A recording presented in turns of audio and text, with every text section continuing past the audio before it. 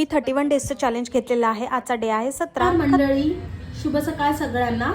आजच्या ब्रेकफास्टला आहे पोहे बिना कोथिंबिरीचे. यार, कोथिंबीर असली की मस्त वाटतं. चला नॉनव्हेज थाळीकडे वळूयात. एग्स आहेत आणि पोहे आहेत.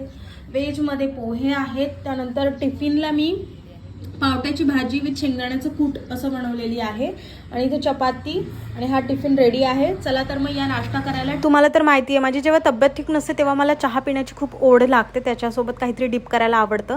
त्यानंतर ऑनलाईन मांडणी मागवलेली, तर ती छोटी मागवली आहे. ॲक्च्युली छोटीच मागवली आहे, कारण जेवढं छोटं राहील तेवढं सुटेबल आणि जास्तीत जास्त सामान पण बसतं आणि म्हणजे एक्स्ट्रा भांडी वाढत नाहीत. बघूया. आजच्या जेवणाला आहे लेफ्ट ओव्हर मॉर्निंगचं ह्याची भाजी, पावट्याची भाजी.